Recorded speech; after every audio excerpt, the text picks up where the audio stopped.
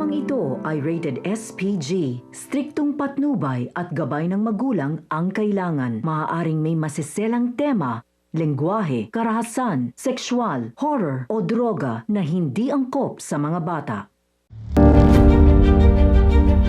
Isang mapagpalang araw mga kapuso, narito ang mga pinakamainit na tagpo sa House of Lies. Pero bago ang lahat, kung bago ka pa lamang sa akin channel, ay huwag kalimutang mag-like, mag-share at mag-subscribe para lagi kang updated sa mga bagong recaps na aking i-upload.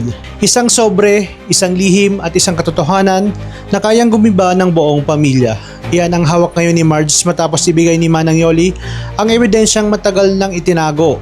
Ngunit imbis na katahimikan, galit ang sumabog. Dahil sa loob ng sobrang iyon, isang paternity test ang nagsiwalat ng nakakagulat na katotohanan. Hindi si Edward ang tunay na ama ni Ashley, kundi si Paulo. Sa isang iglap, parang gumuho ang mundo ni Marge, kaya naman walang pag-alinlangan na sinugod niya ang prayer meeting. Hindi para magdasal kundi para ilantad ang matagal ng kasinungalingang ito. Sa harap ng lahat, buong tapang niyang ibinunyag ang sekreto na bigla ang lahat napatigil, napatahimik at si Paulo ay tila nakatayo na lang na parang lulubog sa lupa na kanyang kinatatayuan. Paulit-ulit siyang humingi ng tawad pero para kay Marge, huli na ang lahat dahil sa sobrang sakit at pagtataksil. Tuluyan na siyang nawalan ng kontrol.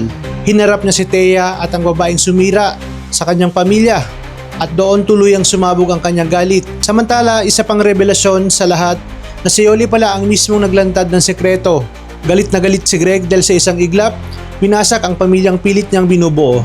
Ngunit para kay Yoli, walang dapat pagsisihan dahil para sa kanya mas mabuti ang masakit na katotohanan kaysa sa masayang kasinungalingan. Pero kung inaakala mo na matinding revelasyon na ito ay hindi pa dahil may mas madilim pang lihim na matagal lang nakabaon. Si Regina ang totoong may kagagawan sa pagsunog sa tahanan ng mga Torrecampo. At hindi lang iyon, malapit na rin niyang talikuran si Greg dahil sa pagbabalik ng isang lalaking mula sa kanyang nakaraan. Ang tunay na ama ni Aldrin. Dito na papasok ang pinakamapait na revelasyon sa lahat. Ang lalaking iyon ay siya rin na tunay na ama nitong si Edward. Kaya ganoon na lamang ang galit ni Greg dito kay Edward at palaging mainit ang kanyang dugo dahil hindi niya pala ito tunay na anak. Ibig sabihin magkapatid sina Aldrin at Edward. Isang lihim na kayang wasakin ang lahat hanggang sa pinakapundasyon ng kanilang pagkatao. Kapag tuluyan ang nagsalita si Regina, may matitira pa bang pamilya ang Torrecampo o tuluyan na silang lulubog sa kasalanang sila rin ang may gawa? Talagang kapanapanabik ang mga kaganapan sa House of Lies, kaya naman tuloy-tuloy ang pagsubaybay. Maraming salamat sa inyong panonood at pagpalain tayong lahat, mga kapuso.